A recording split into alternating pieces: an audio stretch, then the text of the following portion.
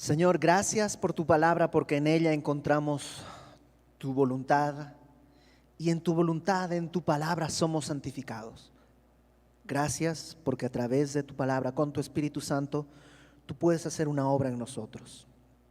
Extiende tu mano sobre tu iglesia, enséñanos, háblanos y transfórmanos de gloria en gloria, como lo has prometido.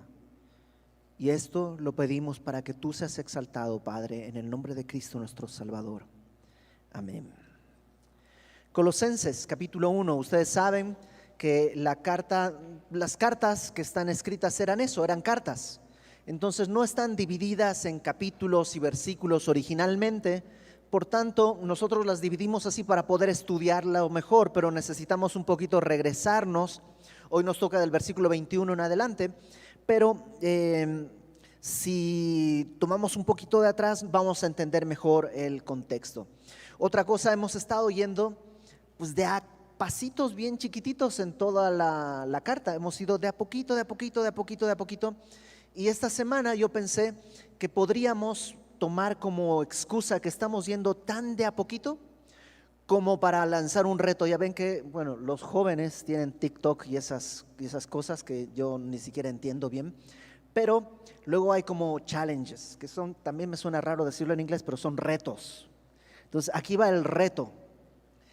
La idea, si Dios nos permite, sería ir como tratando de manera individual y de manera libre, ir memorizando cada semana el pasaje que vamos viendo. Como estamos yendo tan de a poquito, creo que son metas posibles. Y tú dices, pero es que yo lo memorizo y luego me olvido. No importa.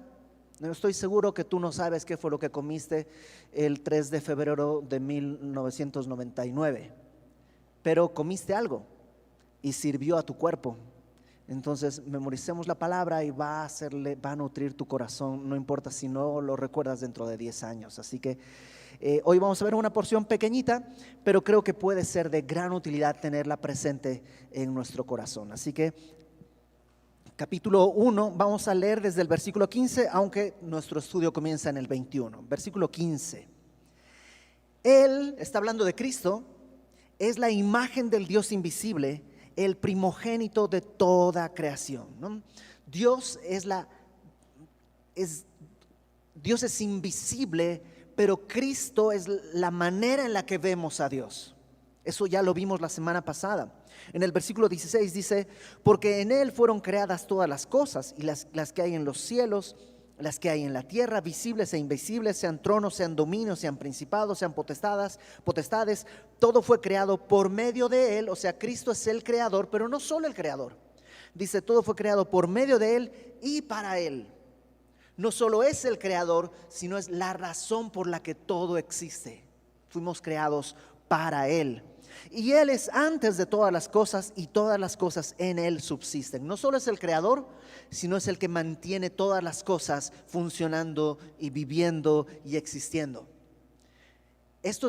Cristo es el supremo en toda la creación, pero no solo en la creación en términos globales, sino dice en el verso 18, Él es también la cabeza del cuerpo, que es la iglesia, el que es el principio, el primogénito de entre los muertos, para que en todo tenga la preeminencia. No solo es lo más importante, lo supremo en la creación, sino también en la iglesia.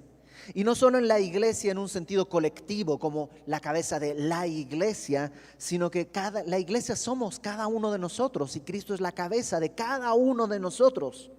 Y de Él deriva nuestra vida. Por eso mi matrimonio, mi vida, mi propósito, mi carrera, sin Cristo no puede subsistir, porque en Él subsisten todas las cosas. Verso 19. Por cuanto agradó al Padre que en Él habitase toda plenitud. No sé si tú recuerdas esto, que la semana pasada decíamos cómo el Dios magnífico, alto, inalcanzable, eterno, infinito, de pronto toma forma humana y viene como un hombre, pero en ese hombre no está un pedacito de Dios. No es como que si yo puedo agarrar un vaso, lo lleno con agua de mar y digo, este vaso tiene agua de mar. Sí, pero no está todo el mar dentro del vaso, solo un pedacito. Bueno, Cristo no es un pedacito de Dice, toda la plenitud de Dios es Cristo. Cristo es toda la plenitud. No es un tercio de Dios, no es un pedacito de Dios, no es una muestra de Dios. Cristo es Dios entero. Y por medio de Él, este Dios entero, pero hecho hombre, por medio de Él, dice el verso 20, reconciliar consigo todas las cosas, así las que están en la tierra como las que están en los cielos, haciendo la paz mediante la sangre de su cruz. Y bueno, esto lo vimos a detalle la semana pasada. Versículo 21, lo que vamos a ver es una especie de antes, ahora y para qué. Si te gusta bosquejar un poquito, lo primero que vamos a ver es el antes. Fíjate en el verso 21. A vosotros también, que erais en otro tiempo extraños y enemigos en vuestra mente, haciendo malas obras, ahora os ha reconciliado. Este Dios que vino y que nos reconcilió por medio de su cruz, ahora dice en el verso 21, que nosotros éramos en otro tiempo extraños, enemigos, y la palabra extraño la usamos a veces como para algo raro, ¿no? Oye, ¿viste a fulanito? Sí, pero es medio extraño, ¿no?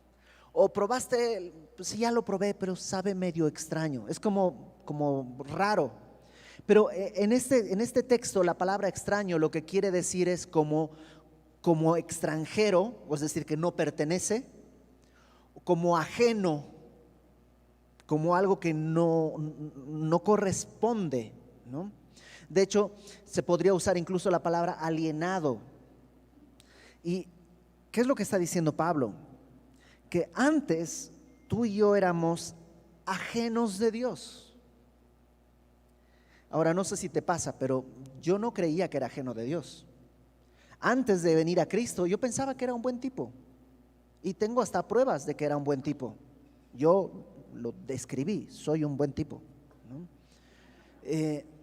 Y lo creía de verdad, y tenía pues un marco moral que me enseñaron mis papás. Y si me preguntaban, Iber, ¿tú crees en Dios? Sí, claro, creo en Dios, por supuesto que creo en Dios.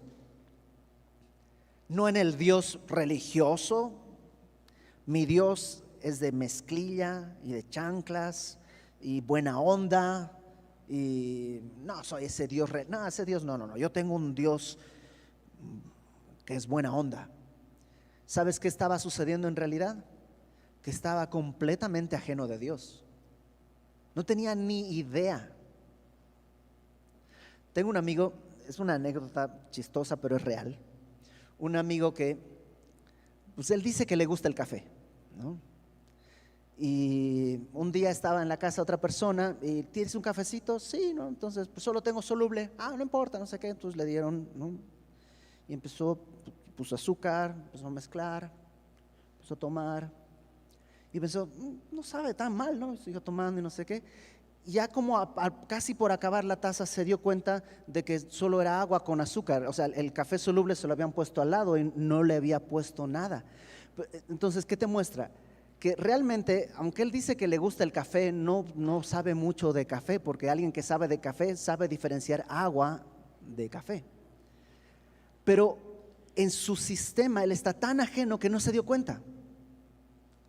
Yo vivía tan ajeno de Dios que no creía que esto era real. Fíjate lo que dice Pablo en Efesios. Efesios capítulo 2, versículo 11. Un poquito atrás en tu Biblia, Efesios 2, 11.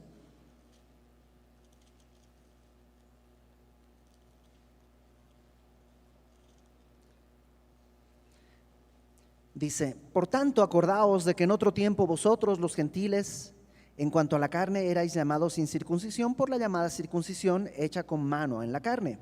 En aquel tiempo estabais sin Cristo, alejados de la ciudadanía de Israel, ajenos a los pactos de la promesa, sin esperanza y sin Dios en el mundo. Esa era nuestra realidad. Lo trágico era que no sabíamos que era nuestra realidad. Ahora, no es todo. No solamente éramos ajenos de Dios, sino dice ahí en el versículo 21 de Colosenses, que además éramos enemigos. Una cosa es ser ajeno. Te soy sincero, yo tengo vecinos a los que soy ajeno. nunca los he visto, o no sé si están, no sé si vive alguien, como que soy ajeno. Pero otra cosa es ser enemigo. Nosotros éramos enemigos de Dios. Y te vuelvo a preguntar, ¿tú hubieras pensado antes de venir a Cristo que eras enemigo de Dios? Yo no. Yo pensaba que hasta, no, mira, nos llevamos bien. Entiendo que hay cosas que le tengo que perdonar porque Dios no ha hecho todo bien, ¿no? Entiendo que yo hubiera hecho algunas cosas mejor, pero no soy su enemigo. Tal vez soy un buen crítico de su obra, pero no soy su enemigo. Yo no entendía. Fíjate lo que dice Efesios capítulo 2 nuevamente, pero al principio. Efesios 2, versículo 1. Fíjate cómo nos describe Pablo. Efesios y Colosenses son dos cartas que van muy parecidas, van como muy paralelas. Efesios 2:1 dice: y Él, Cristo, os dio vida a vosotros cuando estabais muertos en vuestros delitos y pecados. Entonces, Pablo aquí ya nos describe que estábamos muertos, en los cuales, en los pecados, anduvisteis en otro tiempo siguiendo la corriente de este mundo. Yo pensaba que era un revolucionario, resulta que iba junto con todos los demás. Pero no solo eso, sino dice ahí, conforme al príncipe de la potestad del aire, el espíritu que ahora opera en los hijos de desobediencia. No solo estaba muerto en mis delitos, andaba en la corriente de este mundo, sino que me gobernaba el príncipe de la potestad del aire. No quiere decir que era poseído por Satanás o algo así. Simplemente todo mi sistema de valores lo había ordenado Satanás. Lo que era bueno y malo lo determinaba él a través de los distintos medios de la sociedad. Y eso me hacía enemigo de Dios. No que Dios es mi enemigo. Yo era enemigo de Dios. Entonces regrésate a Colosenses, por favor. Esto éramos. Extraños, dice, enemigos en vuestra mente. Por supuesto, te decía que yo tenía un buen marco moral, tenía un sistema, era un buen tipo, realmente era un buen tipo, me caía bien, y a algunas otras personas también les caía bien. Pero si vieras lo que pasaba en mi mente, o sea, sí, nunca maté a nadie, pero si pudieras ver lo que pasaba en mi mente, y lo debes comprender, porque si pusiéramos lo que está en tu mente y lo proyectáramos aquí en la pantalla, ¿cuántos de nosotros saldríamos corriendo? Éramos enemigos. A lo mejor por falta de valor o por falta de oportunidad no cometimos todos los pecados que pudimos, pero en nuestra mente éramos enemigos de Dios. Dios era un estorbo a nuestro estilo de vida. Enemigos en nuestra mente. Y luego dice, haciendo malas obras. Por supuesto, si tienes la mente tan corrompida, pues tus obras van a terminar siendo las que fueron. Hay una lista interminable de personas a las que lastimé, a las que deshonré, a las que defraudé, a veces sin quererlo y otras veces queriendo. Les comentaba en la mañana que ahí en la cuadra de mi casa, yo viví en la época en la que los chicos salíamos a jugar en la calle y jugábamos ahí en la cuadra, todos los chicos del barrio, y mis amigos iban todos a escuelas caras, eran todos de escuelas pues de mucho dinero. Uno estudiaba en el colegio alemán, el otro en La Salle, y así eran colegios bien caros. Yo no, yo estaba en una escuela de gobierno, y de pronto en algún momento en la adolescencia se puso de moda algo que en Bolivia se llama huayquear, o no sé si se llamaba así. Básicamente te trepas a un coche con todos tus amigos y vas por el barrio, y cuando encuentras a alguien que está caminando solo, se bajan y entre todos lo huayquean. Eso es, lo agarran a patadas y a golpes, solo porque sí. Y si es de clase media baja, mejor. Y no es un asunto de es que es un ladrón o es peligroso. No hay nada. Es simplemente el hecho de ir y golpear a alguien entre muchos solo porque se puede. Y yo recuerdo cuando vino esa idea, no, pues vamos a huayquear, no sé qué. Y yo digo, ¿qué es eso? Porque en mi colegio no había eso. Entonces nos subimos a un coche y fuimos, explicaron la cosa y vieron a un tipo y bajaron todos. Y yo me quedé en el coche porque yo tengo un marco moral que no me permite hacer esas cosas. Y yo pensaba, yo no soy como ellos, pero ahí estoy participando de lo mismo. Yo no manejaba, pero ahí estaba. Y después de eso se subían al coche y seguíamos haciendo chistes y escuchando música hasta encontrar otra persona. Y otra vez yo no participo de eso. ¿Y sabes qué? Yo era enemigo de Dios. Era pura maldad en mi corazón. Y todavía a lo mejor peor, porque estaba disfrazado de una hipocresía en la que yo no soy tan malo. Y esa es la realidad tuya también. Lo quieras admitir o no, esto eres. No lo digo yo, lo dice la Biblia. Así éramos antes de Cristo. Y en tu vida tiene que haber un antes. Porque si no hay un antes, es que es tu ahora. La gente que dice, no, yo conozco a Cristo desde siempre, es que nunca lo ha conocido. Hay un momento en que tus ojos se abren. Hay un momento en que pasas de muerte a vida. Y tiene que haber un antes. Y tienes que poder ver, esto era antes.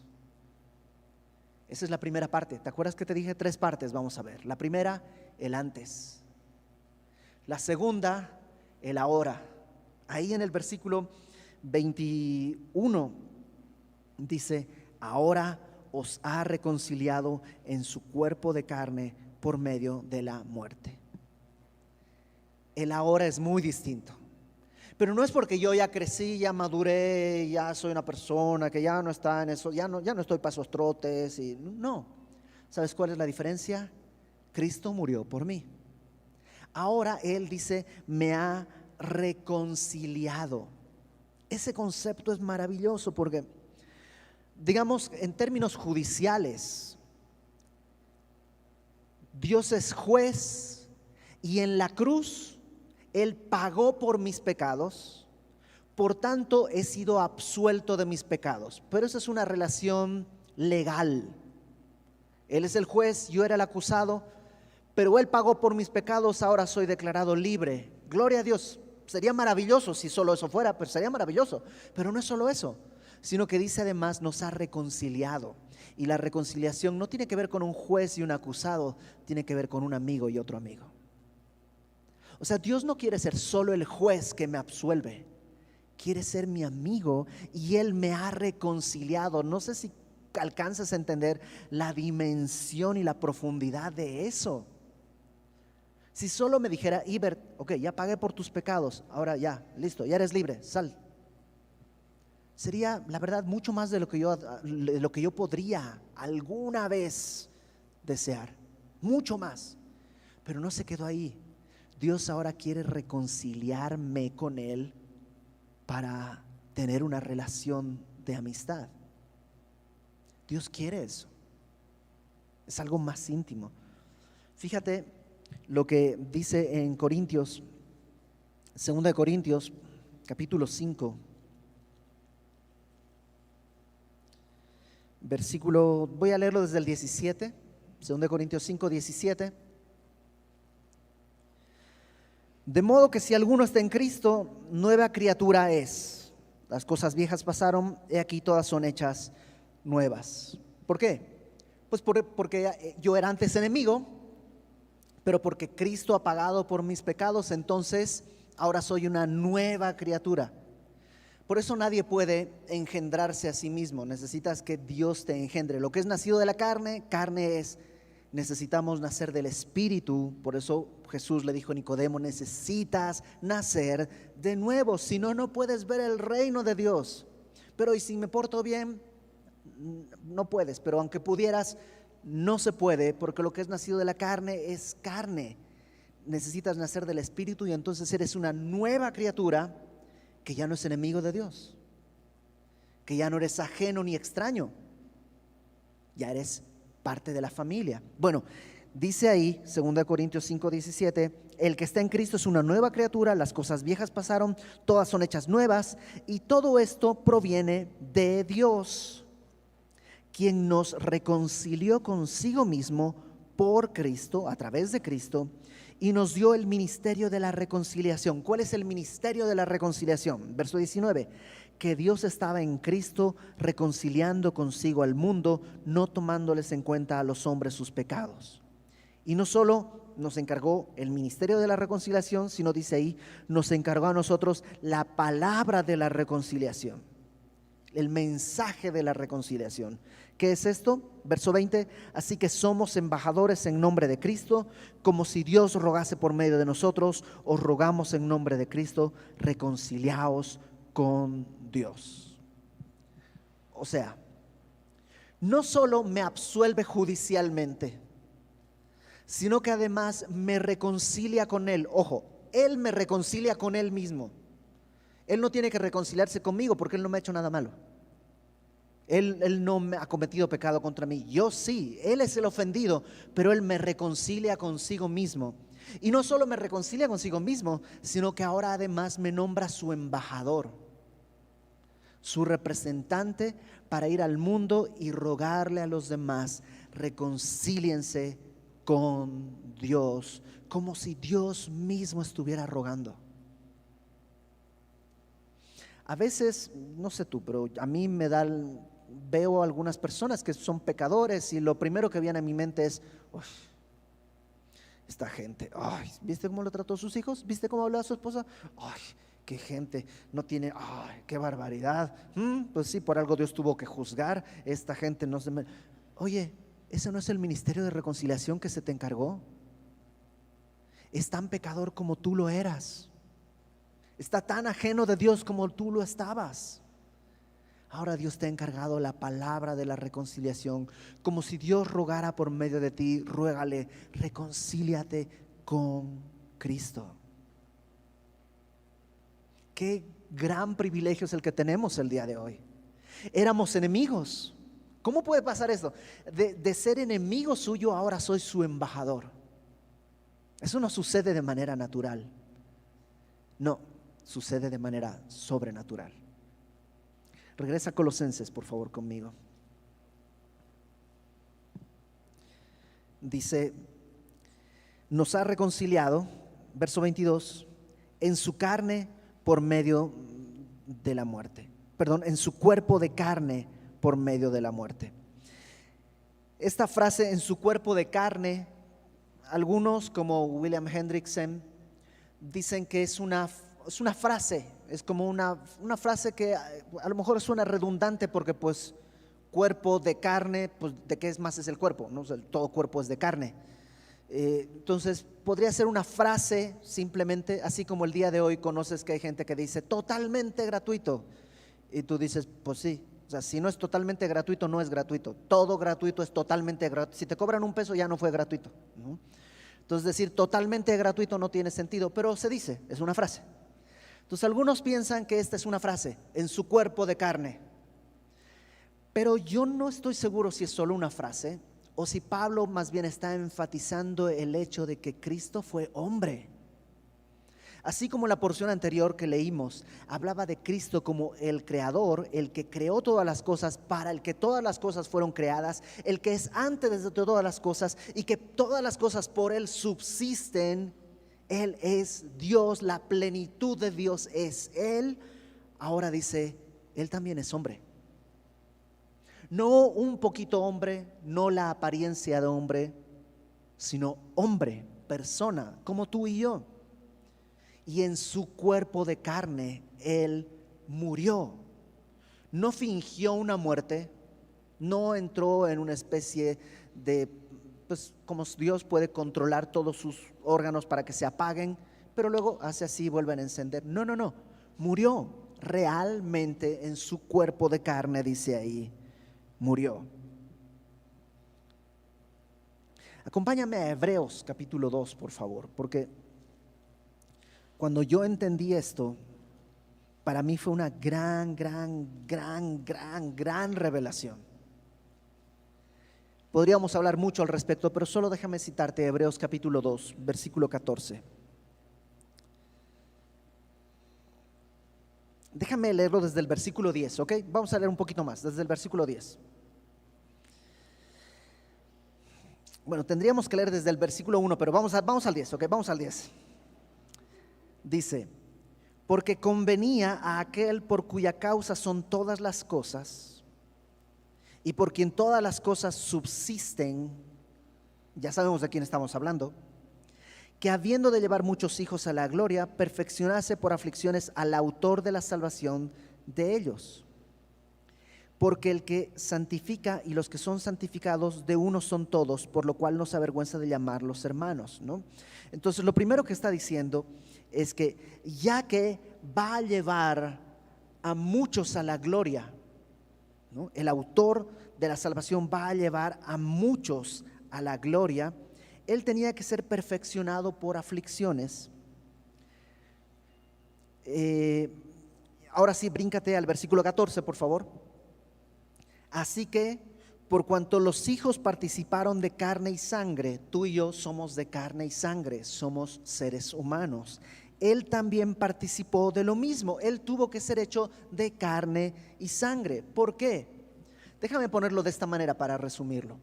Cuando Dios creó todas las cosas y creó la tierra y creó al hombre, le dio al hombre la tierra y le dijo: tú sojuzgas sobre toda la creación, sobre las aves de los cielos, sobre los peces del mar.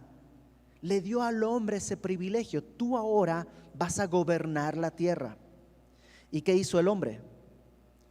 Despreció a Dios y obedeció a la serpiente. Y entró el pecado y entró la muerte a este mundo. Y Dios pudo haber dicho: ok, ¿sabes qué? Devuélveme mi mundo, devuélveme mi tierra, devuélveme todo. Pero Dios no es así, Él es fiel. Entonces dejó las cosas como estaban y el hombre sigue a cargo de este mundo. Nunca te han dicho: oye, si Dios existiera, no debería haber tanta hambre, no debería haber tantos niños maltratados, no debería haber tanta injusticia, no debería haber tanta guerra y tanto dolor. ¿Por qué hay? Si Dios existe, ¿por qué hay? Porque Dios le cedió el control del mundo a la humanidad. Y esto es lo que hemos creado. Esto es lo que podemos hacer. Y Dios simplemente está diciendo: es que yo se lo di, no se lo puedo quitar. O sea, de que puede, tiene el poder, pero sería injusto. Y Dios no es injusto. Entonces, ¿cuál es la solución?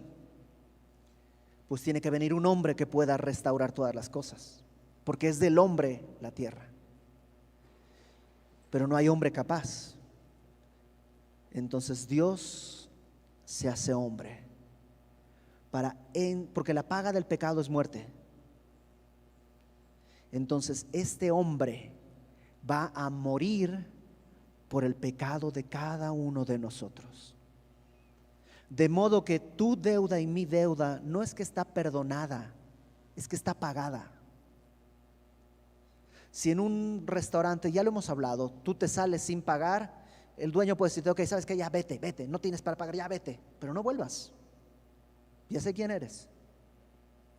Pero Dios no nos pasó así. Él pagó la deuda, de modo que tú puedes volver al restaurante con la cabeza en alto, porque no debes nada. Dios se hizo hombre para que como hombre cargara en Él el pecado de cada uno de nosotros.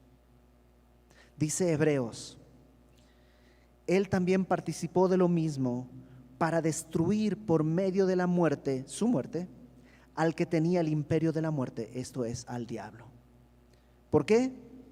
Dice en el verso 15: y librar a todos los que por temor de la muerte estaban durante toda la vida sujetos a servidumbre. El temor de la muerte nos hacía estar sujetos a servidumbre de Satanás.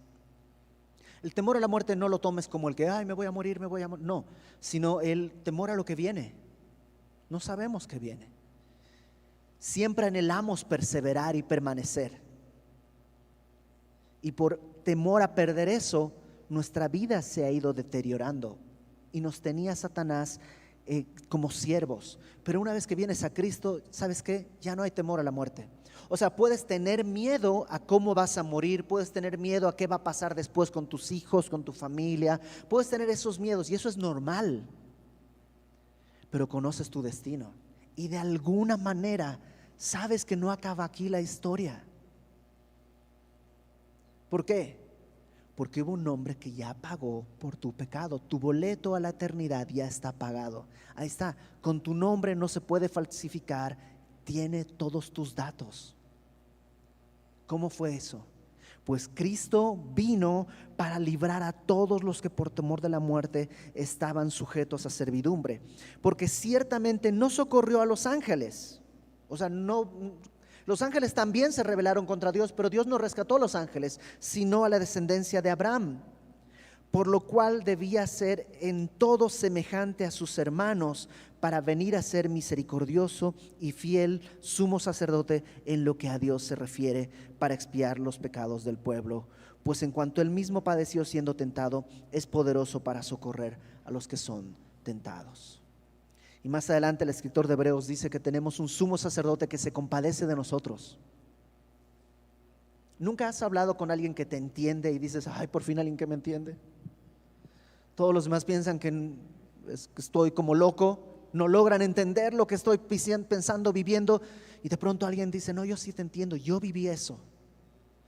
Bueno, Cristo vivió esto, sabe lo que es ser una persona, sabe lo que es ser tentado, sabe lo que es el dolor, sabe lo que es el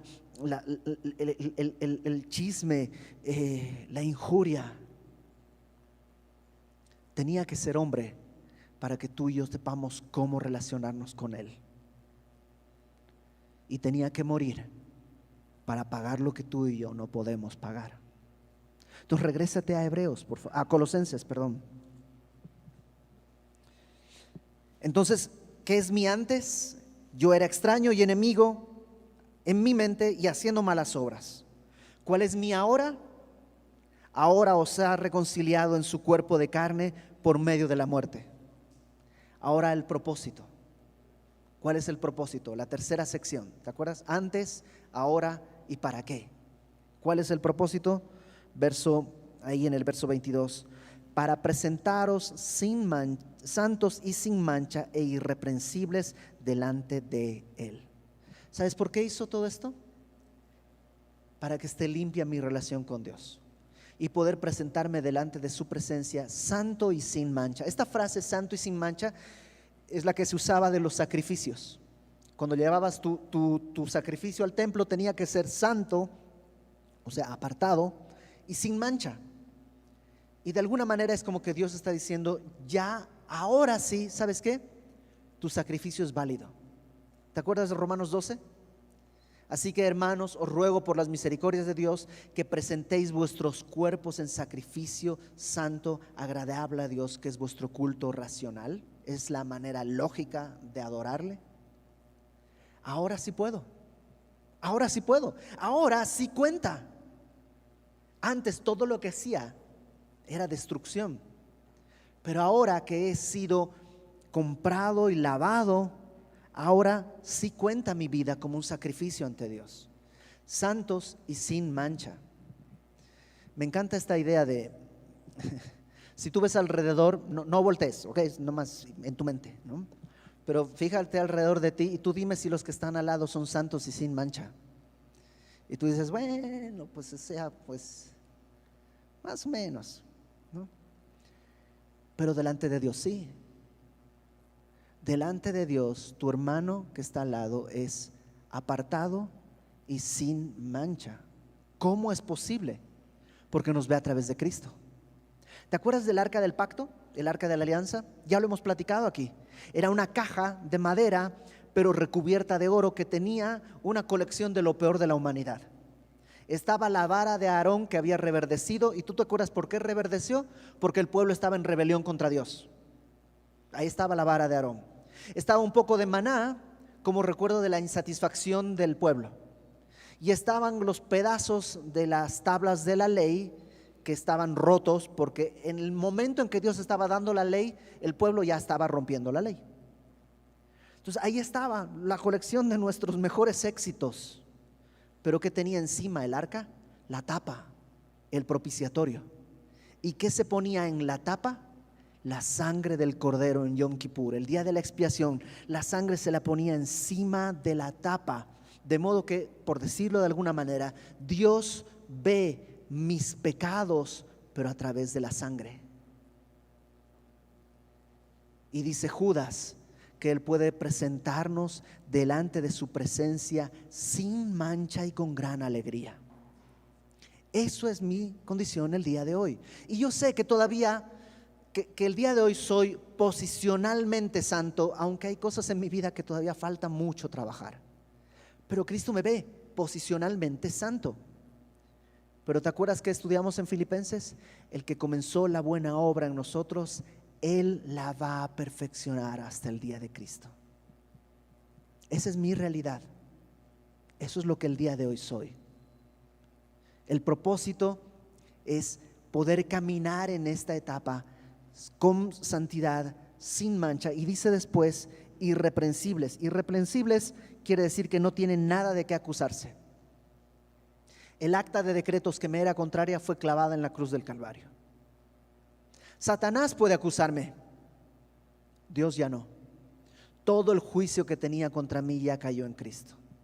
Como hemos dicho antes, en la cruz yo fui juzgado, fui encontrado culpable y fui condenado para el día de hoy ser libre.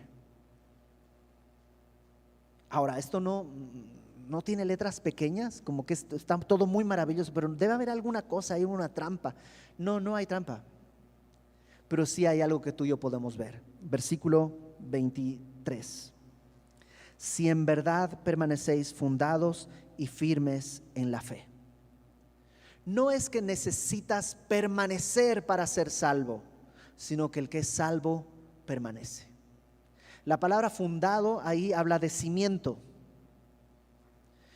Colosas, esta carta es a los colosenses. Colosas era una ciudad que tenía muchos problemas sísmicos. Estaba edificada sobre una falla geológica, de modo que ya había pasado una vez que la ciudad entera fue devastada con un terremoto, y en el año 61, unos años después de que Pablo escribiera esta carta, en el año 61 volvió a temblar y se destruyó toda la ciudad y ya no la volvieron a edificar.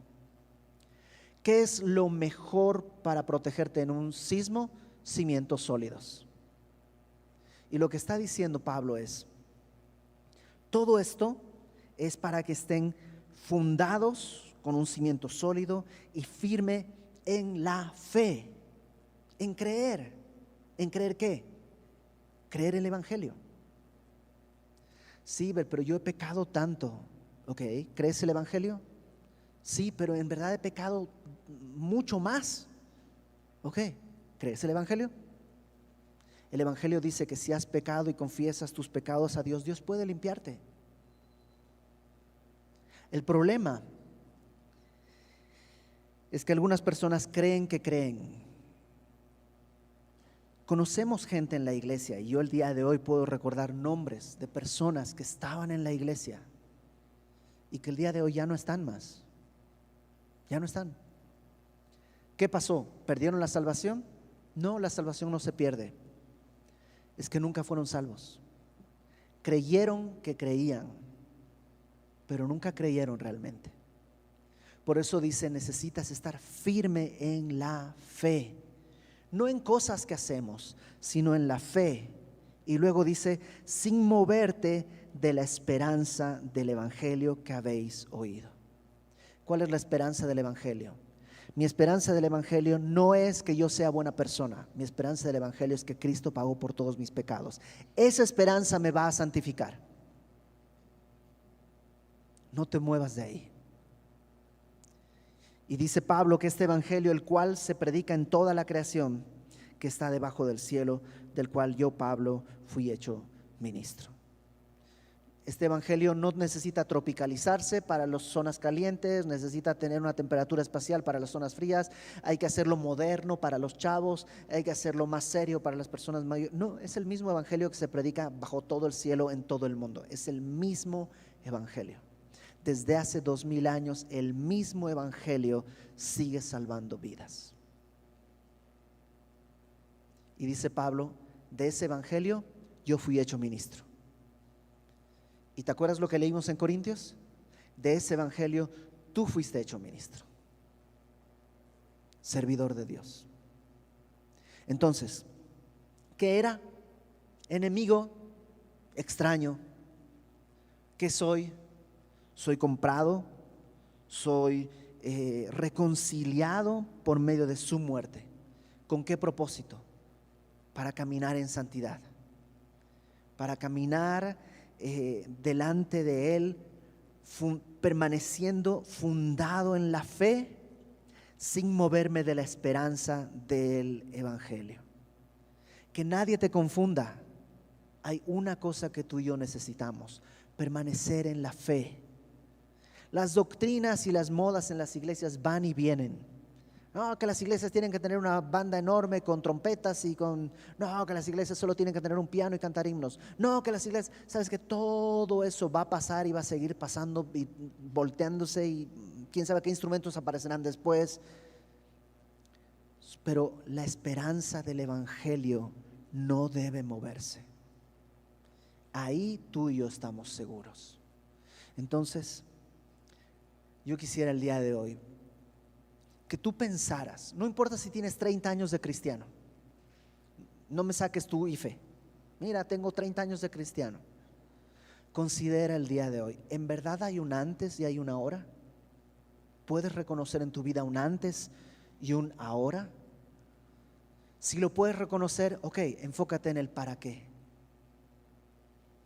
Pero si no puedes reconocer un antes y un ahora, si no ha habido un cambio radical, ¿cómo sé que ya soy cristiano? No, si no lo sabes es que tal vez no lo eres. Créeme, hay una gran diferencia entre estar muerto y estar vivo. Uno se da cuenta. Hay una gran diferencia. Y si no estás vivo el día de hoy, Dios quiere darte vida. Vamos a orar. Señor, gracias porque tú viniste por nosotros a darnos una esperanza en la cual podemos estar firmes y seguros.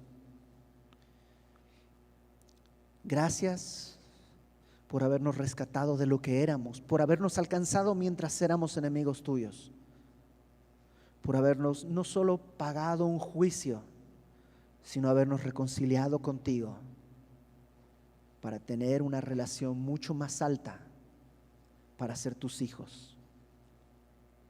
Gracias, Señor, porque eres tú poderoso para guardarnos sin mancha y presentarnos delante de tu presencia con gran alegría. Gracias, Señor. Gracias porque nos has hecho no solo de parte de tu familia, sino también nos has hecho embajadores tuyos para salir al mundo a rogarle a los demás: reconcíliense con Dios. Ayúdanos a permanecer firmes en la fe, sin movernos de lo que tú has hablado, y que de esta forma tú seas exaltado en cada paso que damos. En el nombre de Jesús. Amén.